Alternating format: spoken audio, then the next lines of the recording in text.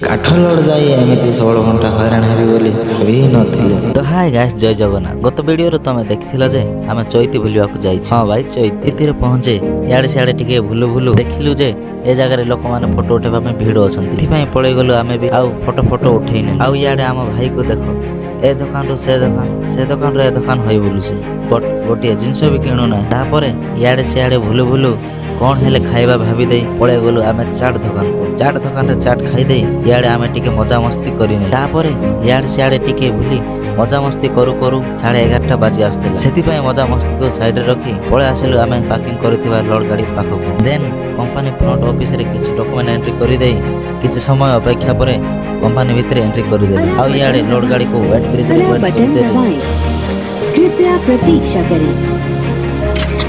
ତାପରେ କମ୍ପାନୀ ଭିତର ଆଉ ଗୋଟେ ପାର୍କିଂରେ ଲୋଡ୍ ଗାଡ଼ି ପାର୍କିଂ କରିଦେଲି। ଦେନ୍ ଅନଲୋଡ଼ିଂ ଲେଟ୍ ହେବ କହିବାରୁ ଥଣ୍ଡାରେ ଟ୍ରାକ୍ଟର ଡ୍ରାଇଭର ସିଟ୍ରେ ଟିକେ ରେଷ୍ଟ ନେବାକୁ ପଳେଇଲି। ହେଲେ ଇଆଡ଼େ ଖୋଲା ଆକାଶର ଥଣ୍ଡାକୁ ଆଉ ଇଆଡ଼େ ମଶା କାମୁଡ଼ାକୁ ଆଖିରେ ନିଦ ଥିଲେ ବି ନିଦ ଆସୁନାହିଁ। ଯେମିତି ସେମିତି ଥଣ୍ଡାରେ ଇଆଡ଼େ ସିଆଡ଼େ ଟିକେ ହଉ ହଉ ମର୍ଣ୍ଣିଂ ହୋଇଗଲା। ହେଲେ ବି କାଠ ଅନଲୋଡ଼ ହୋଇ କେତେ ସମୟ ଗଲା ପରେ ଖରା ବାଜିବାରୁ ଥଣ୍ଡାକୁ କଣ୍ଟ୍ରୋଲ କରି ନପାରି ଚଢ଼ିଗଲି କାଠ ଲୋଡ୍ ଗାଡ଼ି ଉପରକୁ। ରାତିର ଅନିଦ୍ରା ଯୋଗୁଁ ଦେହରେ ଖରା ବାଜିବାରୁ କେତେବେଳେ ଲୋଡ୍ ଗାଡ଼ି ଉପରେ ଶୋଇଦେଲି ଜାଣି ହେଲା ନାହିଁ। ଦେନ୍ ଏମିତି କେତେ ସମୟ ଗଲା ପରେ ଘଣ୍ଟେ ବାଜି ଯାଉଥିଲା। ସେଥିପାଇଁ ଭିତର ଅଫିସରେ ପଚାରିଗଲି କେତେବେଳକୁ ଅନଲୋଡ଼ ହେବ ବୋଲି। କାଠ ଅନଲୋଡ଼ 3ଟା ପରେ ହେବ କହିଲାରୁ ଗେଟ୍ ପାସ୍ ଧରି ପଳେଇ ଗଲି ଦୀପକ ହୋଟେଲକୁ। ଦେନ୍ ସେ ହୋଟେଲରେ ଖାଇଦେଇ ଶୋଷ ଲାଗୁଥିଲା ବୋଲି ଗୋଟେ ବାଦାମ ଫ୍ଲେଭର କିଣି ନେଲି।